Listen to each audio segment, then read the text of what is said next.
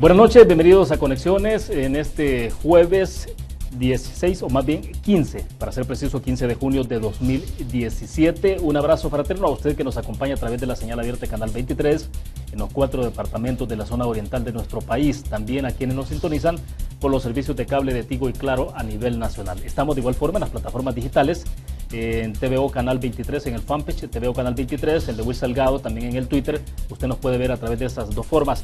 Si lo desea, puede descargar también desde su smartphone la aplicación TVO Canal 23 y entonces nos puede acompañar en cualquier país en el mundo. Dos teléfonos que estarán como siempre habilitados en el segundo segmento de Conexiones para que participen con el comentario o la pregunta para nuestro invitado esta noche.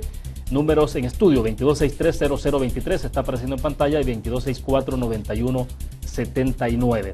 Antes de presentárselo, le mostramos un poco sobre los temas que están planteados en la agenda de este día jueves. La prensa gráfica dice: reabren caso por tráfico de armas, la Fiscalía General con nuevas pruebas contra militar en retiro y un oficial de la Fuerza Armada. La cuenta de Twitter de la Fiscalía confirmaba este día también que había realizado un proceso de extinción de dominio en 10 propiedades de él, el prestanombre Daniel Quesada, Isael Herrera y otros vinculados en este caso particular. Esa es la fotografía un poco de las propiedades que han sido intervenidas por la Fiscalía General de la República. Mientras tanto, en la prensa gráfica también se destaca este día: médicos piden citar a Violeta Mengíbar en Asamblea Legislativa. Ahí está una pieza de correspondencia que está siendo acompañada por el diputado Rodolfo Parker del Partido Demócrata Cristiano PDC, con algunos médicos sindicalizados también de colegios médicos que le acompañan y que llegaron a presentar esa iniciativa para que se cite a la ministra de Salud, Violeta Mengíbar, y que pueda dar explicaciones sobre lo que está ocurriendo en el sistema público de la salud, sobre todo en toda esta parte que tiene que ver con abastecimiento de medicamentos, suspensión de cirugías y otros temas relacionados. Triángulo Norte de Centroamérica, que da prioridad a empleos y a certeza jurídica, una reunión que se ha desarrollado justamente el día de ayer y sobre todo de manera especial este día en Miami, donde han participado presidentes, y en nuestro país ha ido el vicepresidente del Triángulo Norte, el vicepresidente de El Salvador, Óscar Ortiz, que ha participado en ese encuentro. Se supone que también de alguna forma han abordado, quizá de manera bilateral, programa de protección temporal, con la posibilidad de que esto pueda ser suspendido, y en declaraciones que han habido, pues eso se anticipa. La embajadora de Estados Unidos dice que es imposible que la economía crezca si hay corrupción. Mientras tanto, en el mundo, la región se acerca al gobierno de Donald Trump. Estamos hablando de Triángulo Norte de Centroamérica, que se ha reunido este día con el vicepresidente de los Estados Unidos en busca de oportunidades y soluciones. El diario de hoy dice: ministro atribuye alza de crímenes a pugna de las maras. La foto principal destacada en portada: el puente que colapsa en Chalatenango. La primera reunión clave de región con la gestión Trump, que tiene que ver con lo que hablamos hace unos minutos.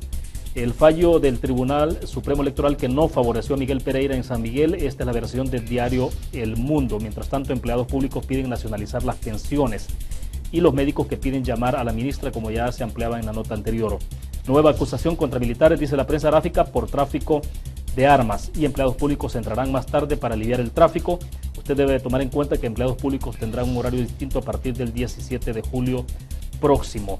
Este es un poco de las encuestas que veremos más adelante con nuestro invitado de esta noche.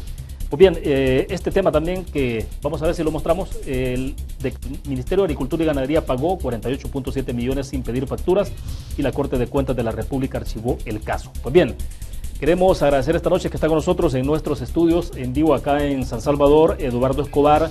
Él es representante de Acción Ciudadana. Eduardo, siempre es un gusto que nos acompañes. Bienvenido, buenas noches. Buenas noches, igual, un gusto siempre estar compartiendo la entrevista. Bueno, perfecto. Antes de iniciar, recordarles a ustedes nuestro patrocinador de Conexiones, Almacenes Bomba, la explosión de precios bajos, con 19 sucursales a nivel nacional. Usted las encuentra en el occidente, en la zona central, paracentral y también el oriente de nuestro país.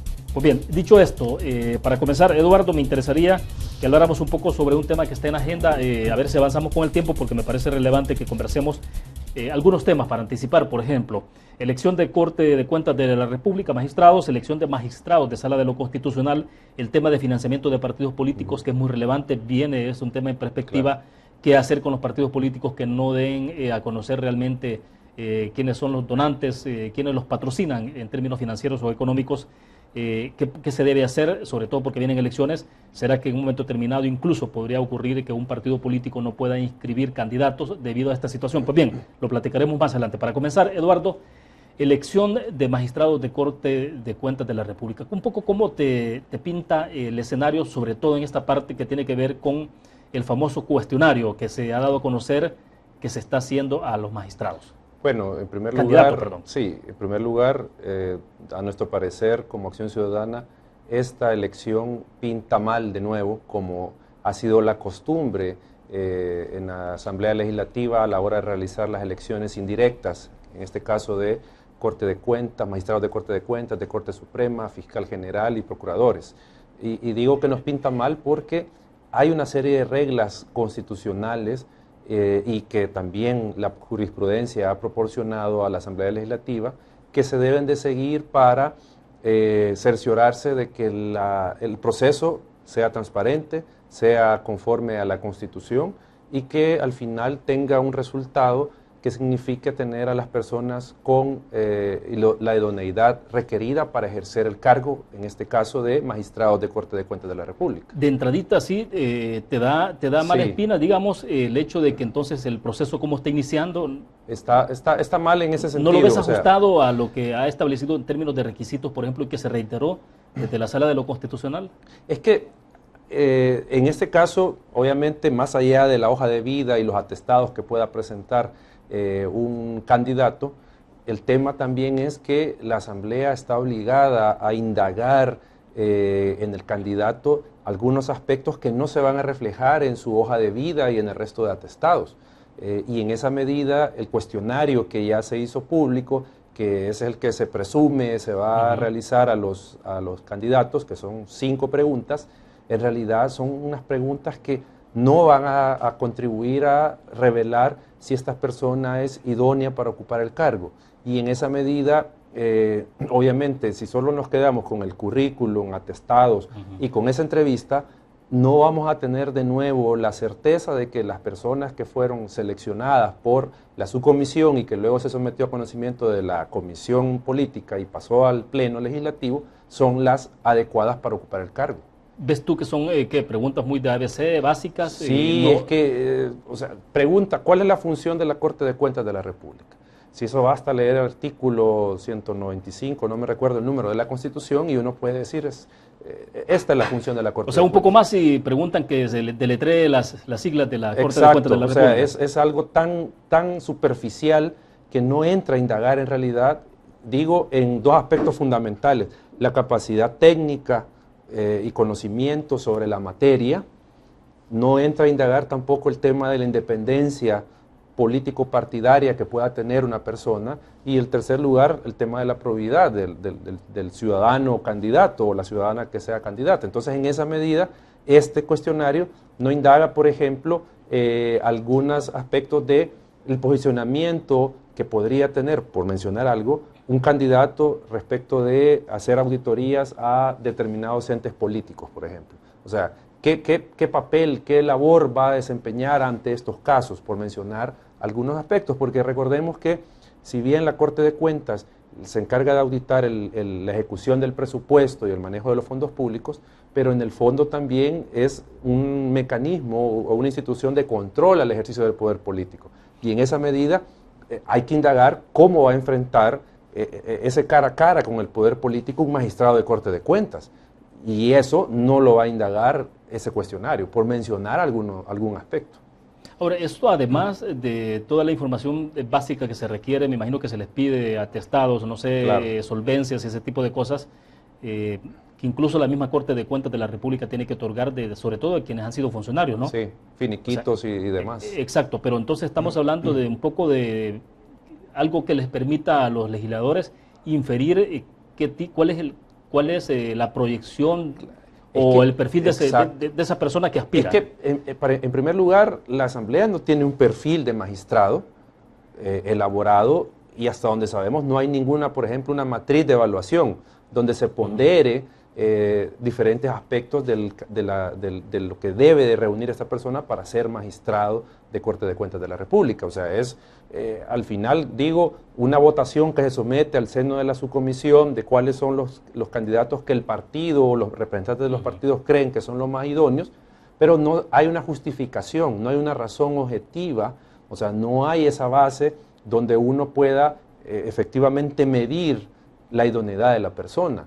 Por decir algo, no sabemos si al final la subcomisión va a tomar en cuenta experiencia previa como funcionario o empleado de la Corte de Cuentas, si es especialista en el tema. O sea, si nosotros comenzamos a sacar ese tipo de aspectos, vamos a ver que el proceso es deficiente para calificar estos aspectos. Y esto no es ni siquiera estarle pidiendo a alguien que aspira a ese cargo un plan de trabajo, ni siquiera es un plan de trabajo. No, o sea... Es como las pinceladas de lo que puede hacer o de lo que piensa hacer. Claro, o sea, es que al final esa es una de las partes que debe de evaluar, pero por decir algo, hay diferentes tendencias o diferentes escuelas sobre la auditoría pública, si ese fuera el caso. Claro. Entonces, ver cuál va a ser la lógica de la auditoría que va a realizar.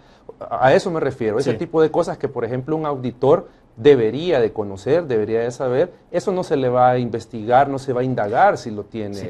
Ahora bien, ¿tú crees que puede ser esto deliberado o es porque, digamos, a veces pueden ocurrir situaciones por ignorancia, por negligencia y en otros por una actitud deliberada? No, yo creo que estar pasando? Ya a esta altura no podemos hablar de ignorancia de los legisladores, de cómo proceder al proceso.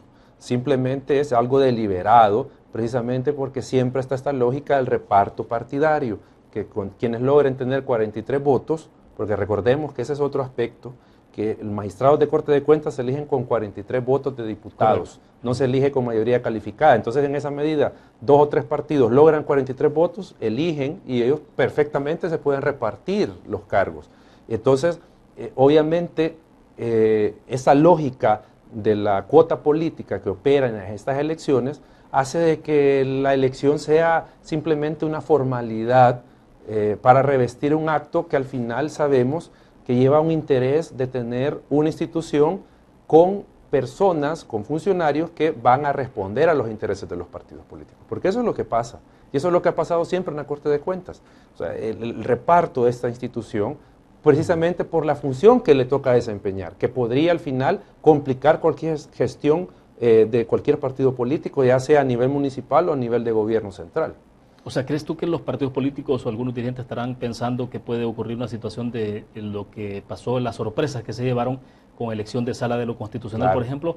Claro, en aquel momento nunca se imaginaron en qué iba a derivar la elección de los actuales magistrados de Sala de lo Constitucional, ¿no? Exacto, o sea, si por un accidente, porque aquí yo no le puedo llamar por una acción meditada de los legisladores, si por un accidente se eligieran magistrados, a candidatos que se conviertan en magistrados, y que van a ejercer el cargo con total independencia del poder político y tienen la capacidad suficiente en el tema de auditorías y todo este tema que le corresponde a la Corte de Cuentas de desempeñar, obviamente eso va a implicar que van a ser fiscalizados, van a ser auditados en cómo se manejan los fondos públicos.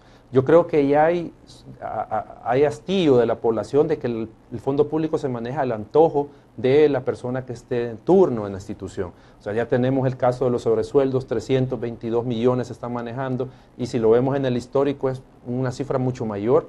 Entonces, ese manejo discrecional de fondos que, por ejemplo, en ese caso se ha reflejado, ha salido a la luz pública, no sabemos qué otro manejo se da en otras instituciones. Entonces, al final, el contar con una institución independiente, con magistrados independientes, obviamente va a tirar al traste el manejo discrecional de fondos que tenemos actualmente en muchas instituciones.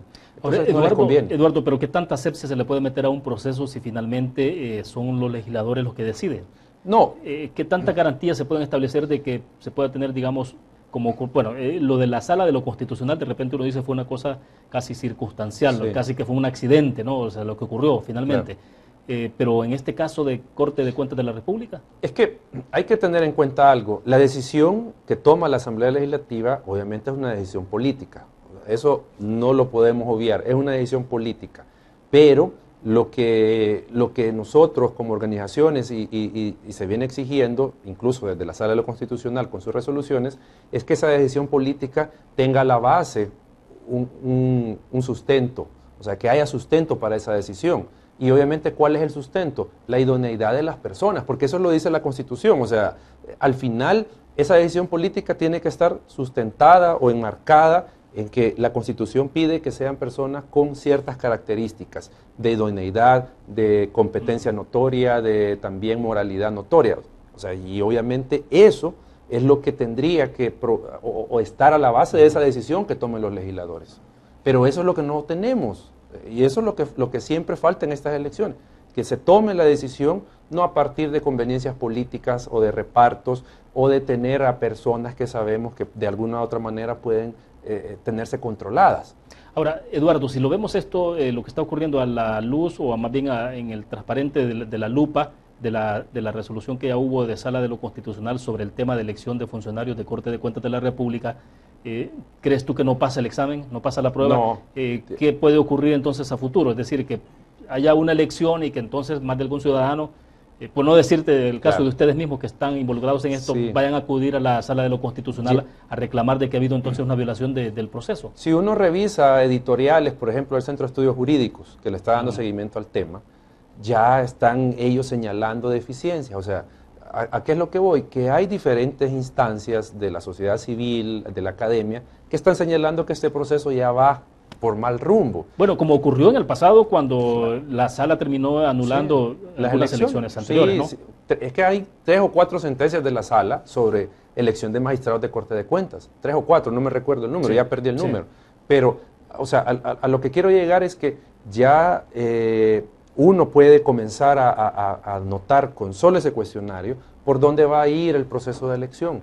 O sea, y eso es lo que puede derivar, como usted bien lo dice, en que cualquier ciudadano presente una demanda, porque ya se está manejando otras bambalinas que pueden ser electos personas afines a partidos políticos, y obviamente va a estar ausente, que casi podemos asegurar eso, ausente de esa debida calificación de las competencias de cada uno de los candidatos, porque al final nosotros no sabemos por qué, por ejemplo, los actuales magistrados fueron electos. No sabemos cuáles son las competencias, o sea, no sabemos cuál fue el criterio que siguió la Asamblea Legislativa para decantarse por estas personas.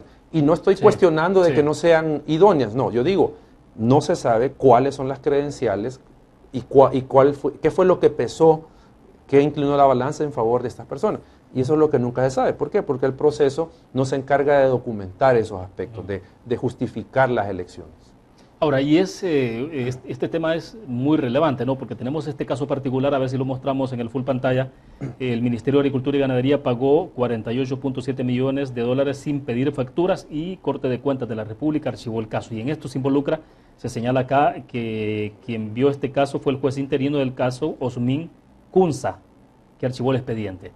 Es que no sé si han analizado un poco este caso en particular, o cuál es la reflexión, Eduardo. Es que ahí, como mencionaba yo hace un momento, la Corte de Cuentas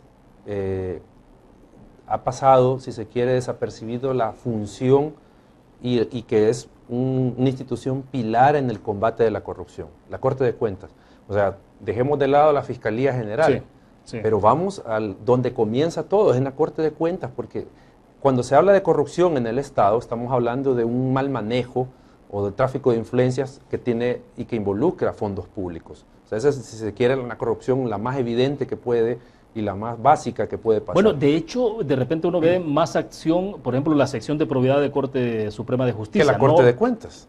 Que la misma Corte de Cuentas, que es toda una institución, un ente dedicado constitucionalmente a ese fin. Luego también incluso el fiscal general de la República ha hecho referencia también al papel de Corte de Cuentas de la República. Que está ausente.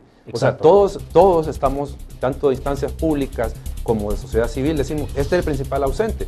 Porque esta institución tiene la facultad, tiene la capacidad, porque tiene equipos de auditores, de determinar un mal manejo de los fondos públicos.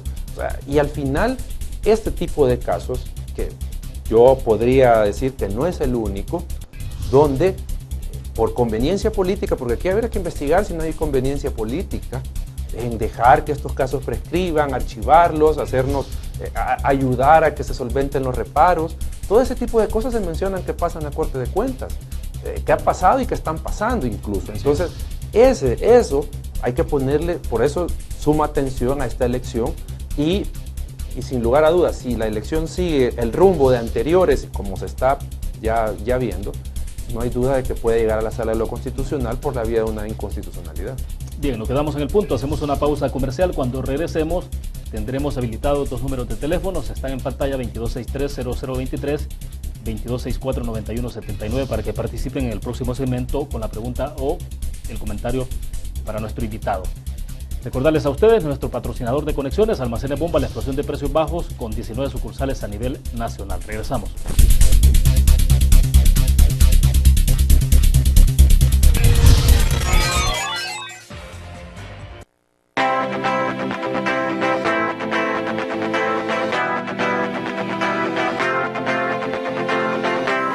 Mi nombre es Mari Portillo, pertenezco al Team Aves. Comencé hace 3 años porque quería cambiar mi estilo de vida. Yo invito a todas las personas que no practican deporte a que se animen a correr. Para mí ha sido una experiencia muy bonita pertenecer a este team que nos motiva a ser cada día mejores atletas, mejores personas, a tener un estilo de vida diferente.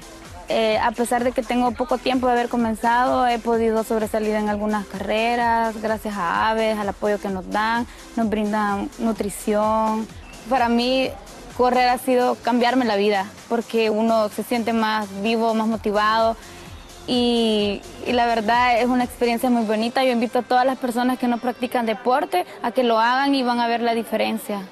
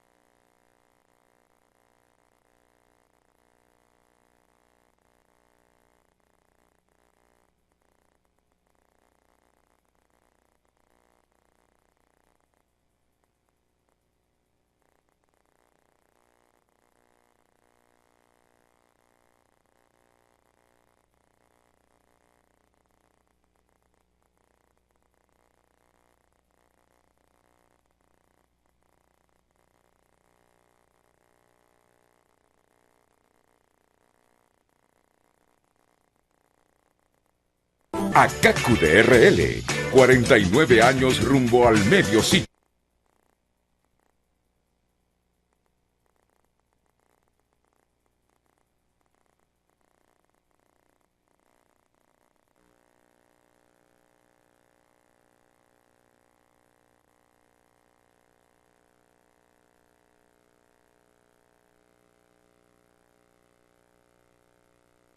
ACACU de RL, 49 años rumbo al medio siglo, mejorando tu vida.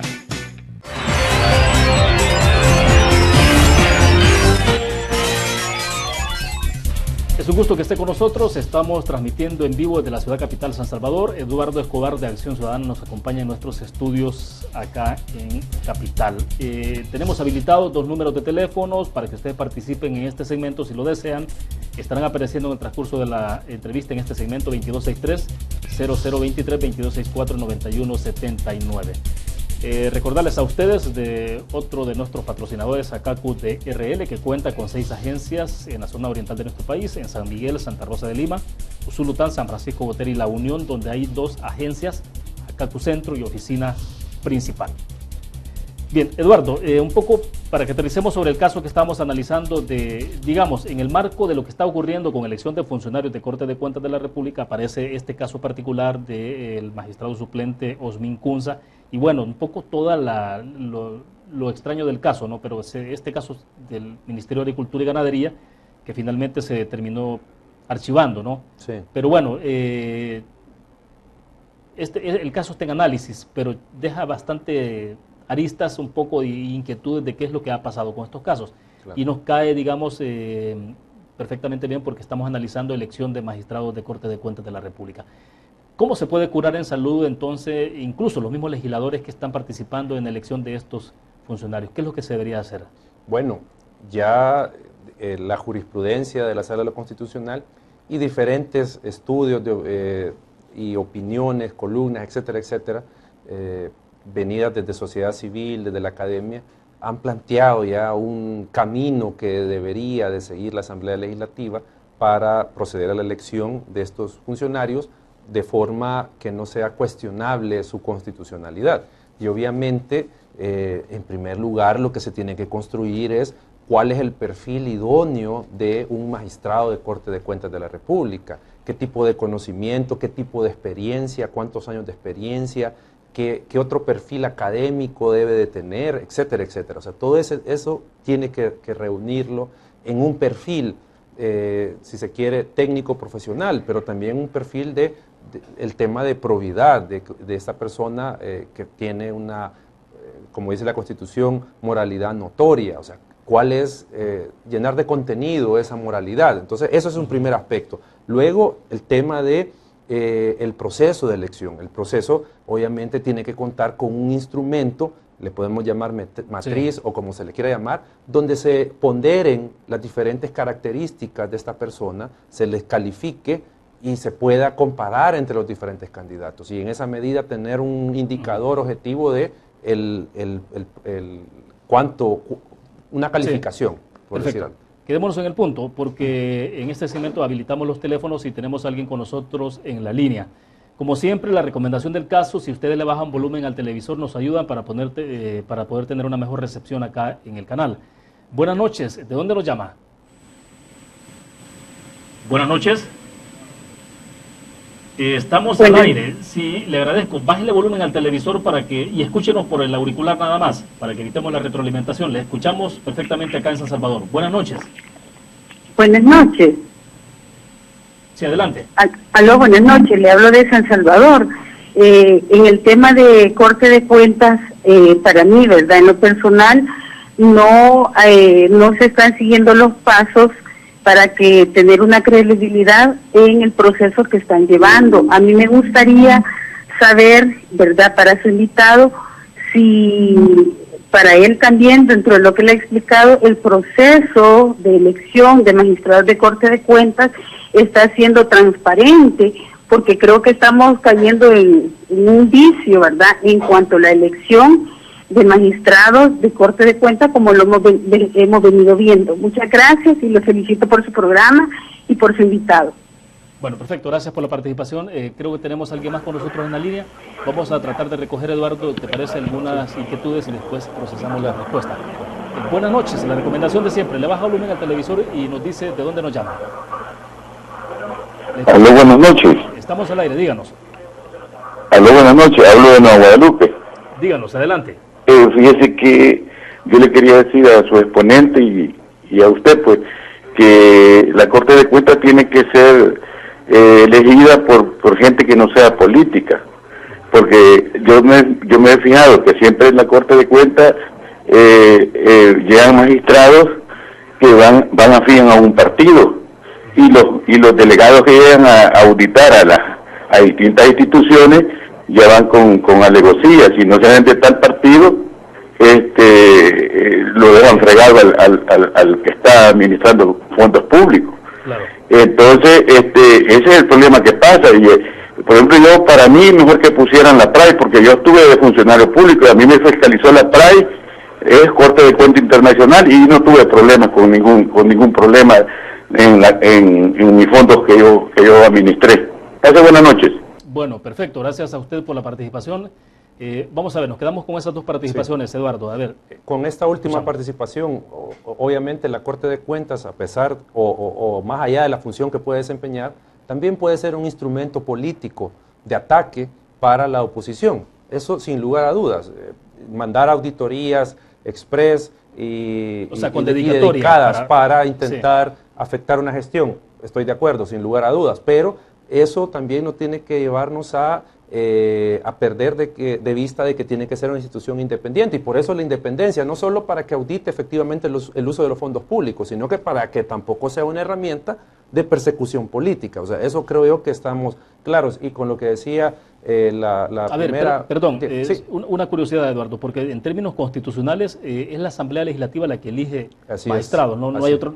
Hoy por hoy no hay otro mecanismo. No hay otro mecanismo. No sé si ¿conoces alguna experiencia en el mundo donde no sea necesariamente Asamblea Legislativa la que elige magistrados? O digo, porque también de repente sí puede haber, quizás este país necesita tratar de jugar con otras figuras o con otros mecanismos de elección de funcionarios, pero es bastante difícil, ¿no? Porque habría que pensar, por ejemplo, la posibilidad de que las escuelas de economía o de contaduría de las universidades pudieran proponer candidatos. Como ocurre con el Instituto de Acceso a la Información Pública, donde se presentan ternas. Por ejemplo, o sea, habría que pensar si este es el mejor modelo, pero lo que sí creo yo que habría que entrarle a la reforma al quórum, al número de votos necesarios para elegir Corte de Cuentas, porque está en mayoría simple. O sea, son 43 votos nada más, y eso fácilmente un partido político mayoritario con el apoyo de uno mediano logra tener la correlación y elegir independientemente la opinión del resto de partidos políticos, y eso creo yo que habría que cambiar. Lo que no ocurre con magistrados de Sala de lo Constitucional. Que ahí son 56. Mayoría calificada. Entonces, tú estarías recomendando o sugiriendo que sea mayoría calificada. Y no solo yo, sino que ya hay varias opiniones que están diciendo eso posibilita que haya una mayor participación, solo que lastimosamente en nuestro medio eso abre para que más partidos participen de la cuota, o sea, lastimosamente, ¿verdad? Pero la lógica de que sea mayoría calificada es que permite la participación de más actores políticos en la toma de decisión sobre la elección de estos funcionarios. Y lo que decía la televidente, la transparencia del proceso no solo lo ve, o no solo se debería de ver como lo hace la Asamblea en hacer públicas las entrevistas. Lo que tiene que ser público, y eso no lo es el momento en que decide la Asamblea Legislativa, la subcomisión y luego la comisión política, quiénes van a ser los candidatos que se van a proponer al Pleno, que en el dictamen, que son los elegidos para ocupar el cargo. Eso es lo que debería ser público la Asamblea. ¿Cuál fue la decisión? ¿Por qué el FMLN apoyó a estos? ¿Cuáles eran las virtudes y los defectos del resto para elegir a este funcionario, para decantarse por esta persona? Arena igual, ¿cuáles eran los requerimientos que él vio que cumplía esta persona y por qué este y no otro? O sea, eso, ahí debería estar la transparencia, y por eso el proceso no es transparente, a pesar de que se haga públicas las entrevistas, pero igual, como ya lo dijimos, 5 preguntas de cajón, que al final uno... prácticamente al revisar la Constitución uno las puede contestar sin ningún problema. Un niño de 5º o 6º grado lee la Constitución y puede contestar esas preguntas. Entonces, en esa medida, la transparencia del proceso no solo estriba en que se sepa la nómina de quiénes son los candidatos, que es importante, no digo que no, pero que solo porque se muestra en la entrevista, con eso cumplimos el nivel de transparencia requerido. No, es que en la decisión política, donde cada partido justifica a quién es el que está eligiendo, a quién le va a dar su voto, ahí debería estar la transparencia de que se conozcan esas razones para que la ciudadanía evalúe al final la decisión política de la Asamblea. Ahora, relevante porque todo esto está ocurriendo, Eduardo, en un contexto que tiene mucha fuerza, mucha presión también y mucha opinión, por ejemplo, de Estados Unidos. Claro. Justamente esta misma semana, el día de ayer, antes de la reunión que ha ocurrido en Miami, donde han llegado los presidentes y vicepresidentes, el caso nuestro, en El Salvador, que mandó el vicepresidente, un grupo de legisladores, la revista Factum dio a conocer de un grupo de legisladores norteamericanos que estaban planteando de la necesidad de que el tema de lucha contra la corrupción esté presente en los países del Triángulo Norte. De hecho, lo que titula la prensa gráfica de este día, en esta columna que tenemos acá, es que la embajadora norteamericana dice que es imposible que la economía crezca si hay corrupción. Y ahí se hace referencia entonces a la carta de ese grupo de 8 congresistas norteamericanos que abordaron este tema. Entonces, pero bueno, todo esto ocurre cuando la Fiscalía General de la República no tiene los fondos suficientes, cuando hay un fondo que se creó a través del impuesto a la telefonía, ¿no? Que al final se hizo un reparto un poco extraño ahí.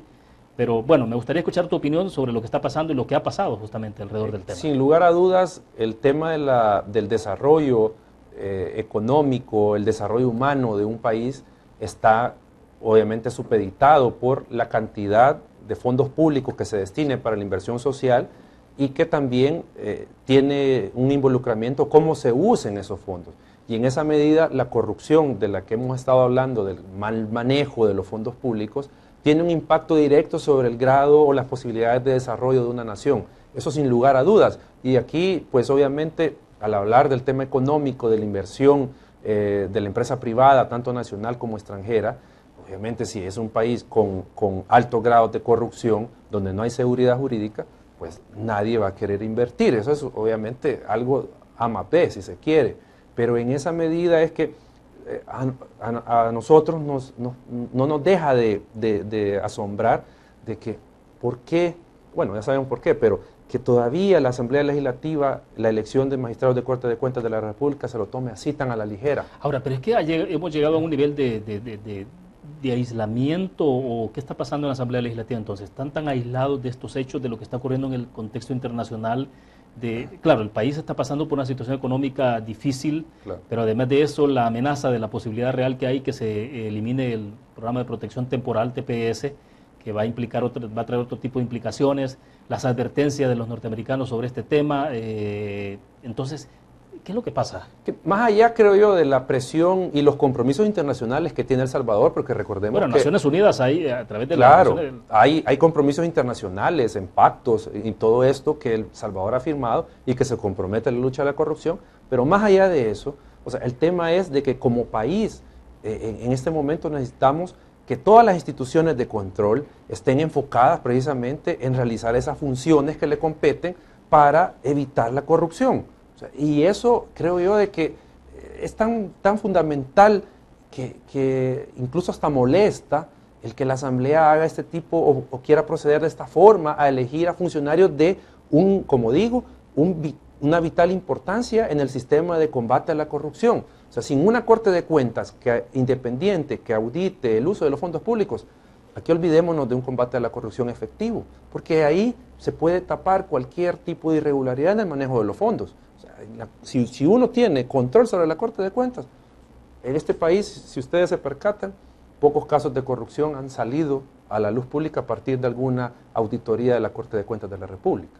O sea, ahora, no se puede estar esperando tampoco que todo descanse en lo que pueda ser la sección de probidad de por eso de mismo, Corte porque Suprema de Justicia o la pensemos este Fiscalía misma. escenario.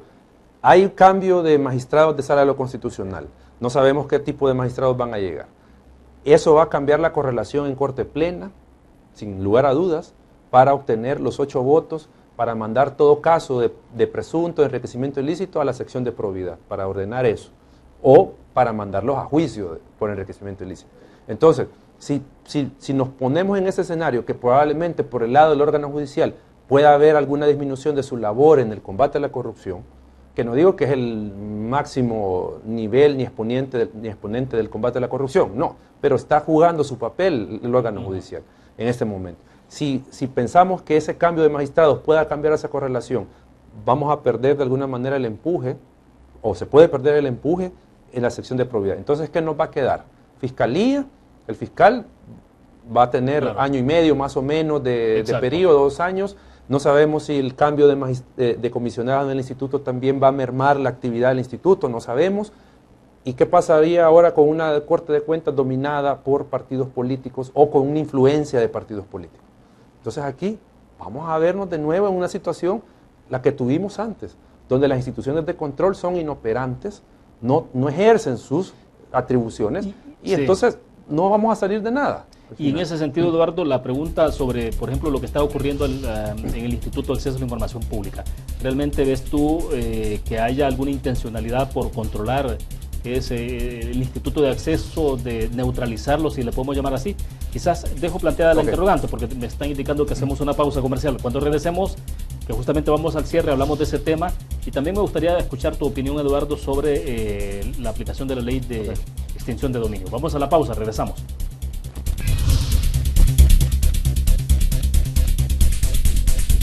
ACACUDRL, 49 años rumbo al medio siglo, mejorando tu vida.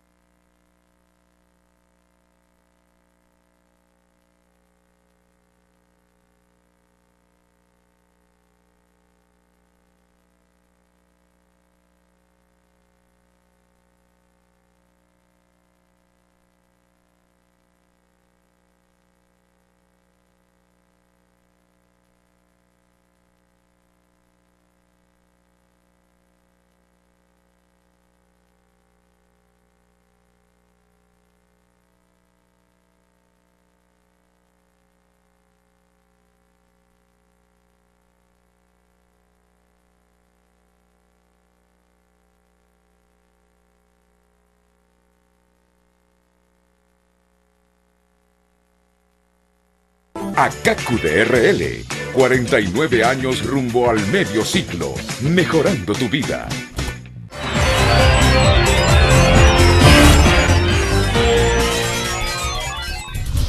Bien, la siguiente es una invitación para que usted se asocie a la cooperativa ACACU de RL y que se pueda también mantener al día con las aportaciones para que haga uso de beneficios y participe en la promoción de un Kia Picanto 2018.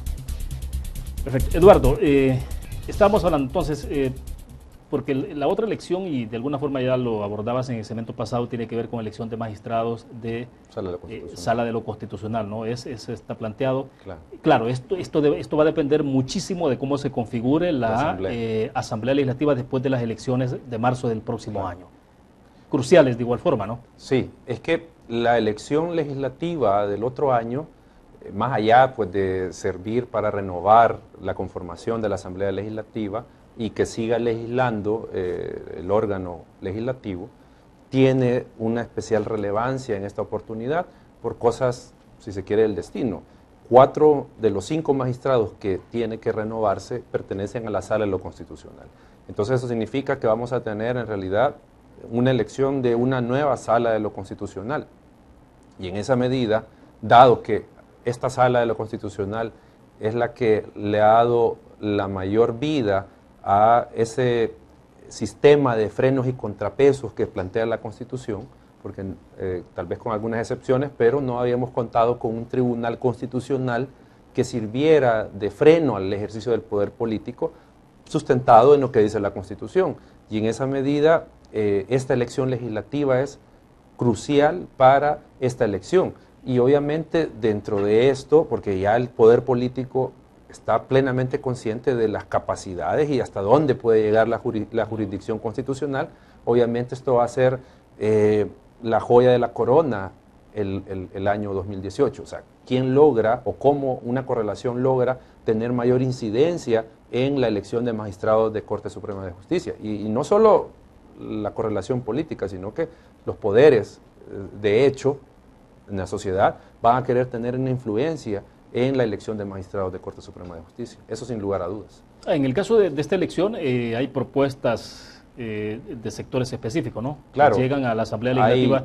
Van a ser 30 candidatos, sí. 15 propuestos por las asociaciones de abogados que eligen a 15 de estas personas y 15 del Consejo Nacional de la Judicatura. En este proceso interno ya de elección, ¿cuál es la parte neurálgica o en la que habría que ponerle mucho más atención entonces para que se pueda tener un mejor resultado? Bueno, son varias etapas. Primero, que los abogados, o sea, la elección de abogados, hay que controlar o hay que ponerle atención a que no surjan organizaciones o asociaciones de abogados que simplemente están al amparo de un partido político y que surgen para proponer candidatos. Sí, finalmente son de fachada, ¿no? Son de fachada, o sea, eso hay que ponerle atención a eso.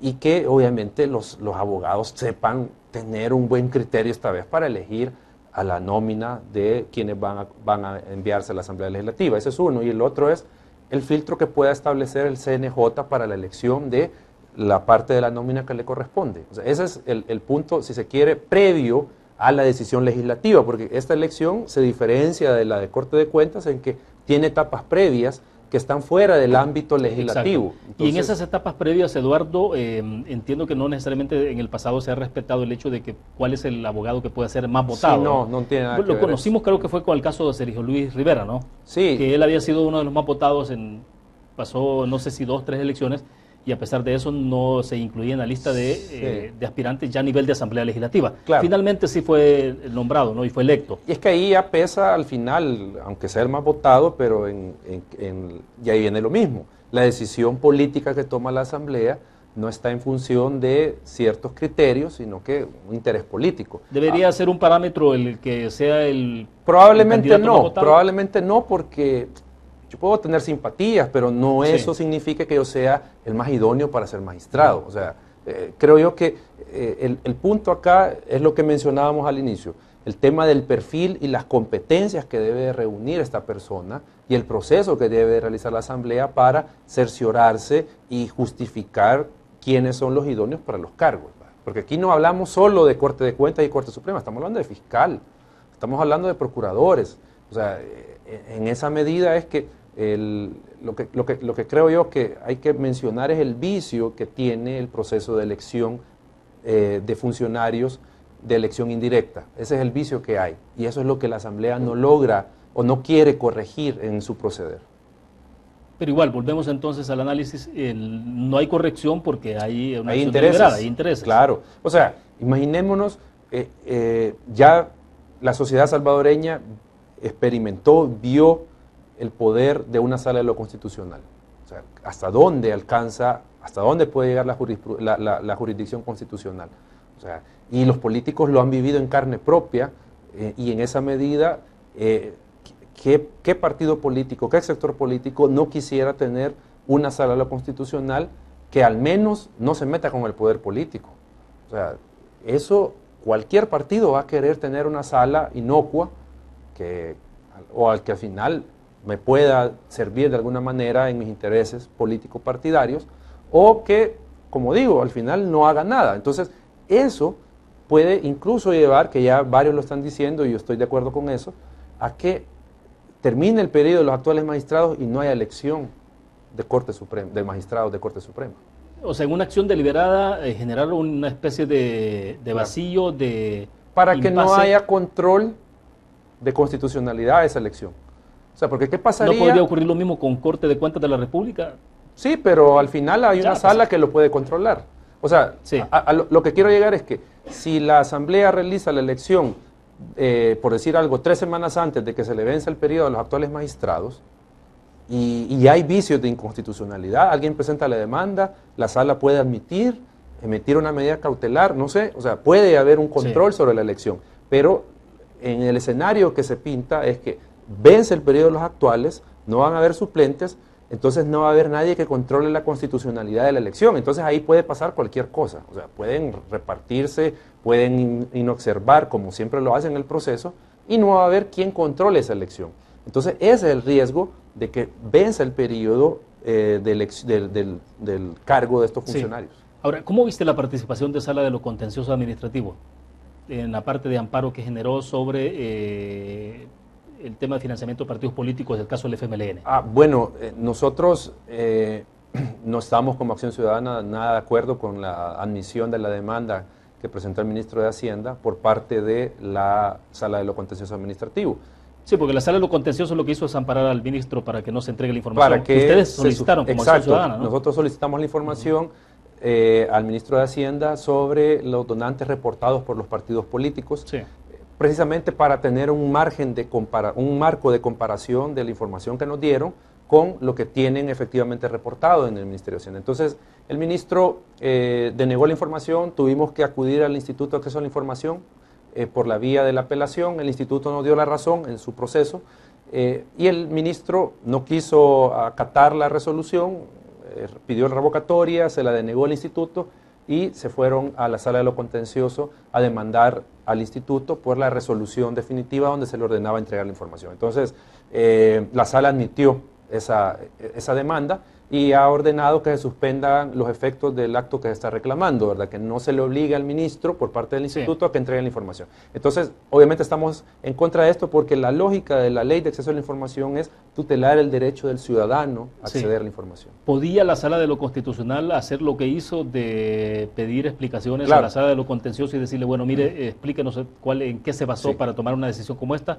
Claro que lo podía hacer porque... ¿O goza la Sala de lo Contencioso con suficiente autonomía para decir, no, señores de la Sala de lo Constitucional, nosotros podemos resolver de acuerdo a nuestros criterios que la ley nos permite? Aquí podemos utilizar algo primero en tiempo, primero en derecho. La Sala de lo Constitucional estaba dándole un seguimiento al cumplimiento de la sentencia que tiene que ver con el financiamiento de los partidos. Eso lo viene haciendo desde el año pasado la Sala. Recordemos que en septiembre emitió una segunda resolución de seguimiento donde ordenó que se suspenda el financiamiento público para los partidos por no cumplir con obligaciones de materia de transparencia.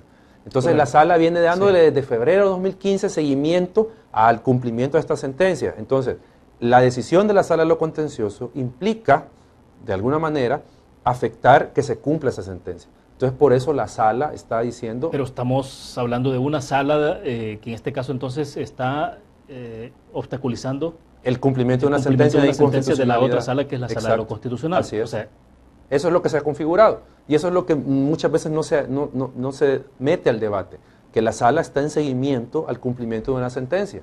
Entonces, cualquier tribunal tiene la facultad de verificar y ejecutar lo que se ha juzgado en la materia. Entonces, en este caso, la sala está facultada para hacer eso. ¿Y qué puede derivar finalmente esto? Porque hubo un plazo, ¿no? Así, de que el viernes, mañana vence. Justamente mañana. Mañana vence, los 5 días que le dio la sala de lo contencioso. Bueno, vamos a esperar la siguiente semana si la sala de lo contencioso contestó dentro del plazo a la sala de lo constitucional y vamos a ver qué contestó. Ahora, el papel de la sala de lo contencioso es un poco relevante e interesante en este contexto porque no es primera vez que participa de acciones de ese tipo. No. O ¿Qué sea, está pasando ahí? Es que lo que pasa es de que al amparo, así esa es mi percepción de la situación, al amparo de que no hay ningún acto administrativo que pueda estar exento del control de la jurisdicción contenciosa, es que la sala de lo contencioso admite las demandas que presentan los funcionarios cuando tienen una resolución del instituto que les ordena entregar información. Entonces, ahí habría que darle, si se quiere, más análisis jurídico al tema, pero hay materias excluidas de la jurisdicción contenciosa administrativa, que la misma ley lo establece, la ley de la jurisdicción contenciosa. Pero, obviamente no está incluido el acceso a la información, pero la ley de acceso sí lo dice. La ley de acceso dice que esta jurisdicción solo está habilitada para el ciudadano que no esté conforme con una decisión del instituto, no para el ente obligado por ley a entregar la información. Entonces, en esa medida es que, desde nuestro punto de vista, y junto con el hecho de que el derecho de acceso a la información, porque es información pública, tiene que prevalecer ante los intereses, porque no hay agravio del funcionario, entonces no hay una base para que acudan a la jurisdicción contenciosa. ¿Qué medida les queda a ustedes? Bueno, únicamente esperar lo que ocurre. Esperar lo que diga la Sala de lo Constitucional respecto de lo que le conteste Sala de lo Contencioso, si es que acaso lo hace. No sabemos si va a contestar o no dentro del plazo. Y la Sala pues emitirá la medida que considere pertinente, ya sea que no tiene algún efecto jurídico la decisión de Sala de lo Contencioso que pueda tener sobre el caso, no sé, o bueno, no sé, hay una ventana de posibilidades. Nos quedan unos 4 o 5 minutos rápido para que podamos hablar de otro tema que creo que es importante también, Eduardo, lo mostramos ahora en el full pantalla. Hicimos una encuesta en la cuenta de Twitter, esto es muy específico y lo aclaramos en el Twitter. Preguntamos en qué momento o cuándo debería aplicarse la ley de extinción de dominio a una persona procesada. Planteamos 3 posibilidades: cuando se vence en juicio, antes de ser vencido, hay que reformar la ley, o cualquier momento. Y bueno, lo que tenemos ahí es la barra de color, dice, cuando se vence en juicio el 72% dijo eso, en cualquier momento el 17%, hay que reformar la ley el 10%, y antes de ser vencido únicamente el 1%. Un poco conocer tu opinión, quiero leer después algunas participaciones de los ciudadanos. Bueno, en primer lugar hay que señalar que el proceso de extinción de dominio es un proceso que se ventila ante un tribunal de justicia, un tribunal especializado de extinción de dominio. Y en esa medida hay una resolución judicial que avala, ordena, indica, como se le quiera llamar, que es procedente aplicar la ley y proceder contra los bienes que en la misma ley se enumeran de aquellas personas donde hay indicios o en todo caso se ha comprobado que hay un enriquecimiento de forma injustificada. Entonces, ese es el primer aspecto que hay que señalar. O sea, hay una resolución judicial que ampara esto. O sea, hay un procedimiento donde hay un legítimo contradictor, o sea, hay posibilidad de defensa para aquella persona que está siendo sujeta a este proceso. Es falso de que no haya sido vencida en juicio. O sea, recordemos que la ley de extinción de dominio es clara en que el proceso de extinción no está vinculado con un proceso alguno, extra, proceso penal o civil. O sea, son cosas totalmente disociadas. ¿Me entiende? O sea, si al final hay un proceso penal, la suerte que corra el imputado en el proceso penal no tiene ninguna vinculación con el proceso de extinción de dominio. O sea, son procesos separados. Y en esa medida, digo... ¿Pero en qué se tiene que basar entonces para que a la hora que la Fiscalía decide entonces actuar? Dice, ahora le aplicamos extinción de dominio. Sí, obviamente tiene que haber algún indicio en el caso de que esos bienes, porque hay varios supuestos, pero digamos que esos bienes fueron adquiridos con fondos públicos, por ejemplo, son de procedencia ilícita los bienes. Entonces eso es lo que habilita a la Fiscalía a presentar la debida denuncia, la debida demanda, en ese sentido al tribunal especializado, dentro de lo que manda la ley. O sea, a lo que voy es un proceso reglado por ley y proveniente de una resolución judicial. Quiero leer algunos comentarios que escribieron algunos de las personas que participaron en esto. Por ejemplo, Leonardo Bonilla nos dice: no hacerlo hasta tener sentencia es romper la presunción de inocencia. Lo vamos a mostrar en el full pantalla. Lisa dice, por ejemplo, durante el juicio lo que deben hacer es poner anotación preventiva, estos términos, anotación preventiva entre comillas, en el Centro Nacional de Registro. Sí. Luego, Joseph Jacob Torres dice, cuando haya sido vencido un juicio y las propiedades que estén involucradas, la ley no debe ser herramienta de venganza política. Luego, Oscar Campos, ley de extinción de dominio no violenta el debido proceso, pues aplica una medida cautelar a bienes previo al inicio del juicio especial. Otra persona dice, final, cualquier momento, miren, Funes es culpable y feliz sacando la cama para Nicaragua, con otro calificativo que no lo voy a repetir. Y ahí reitera Oscar Campos, por ejemplo, dice que es una de las mejores leyes que actualmente reformarla le restaría dientes, a nadie se le expropia hasta que es vencido en juicio. Enfoque jurídico reiteraba, por ejemplo, sobre este tema, Eduardo, dice, de no aplicarse inmediato seguirían produciendo ganancias de posibles hechos punibles como lavado de dinero. Claro. Eso no debe permitirlo el Estado.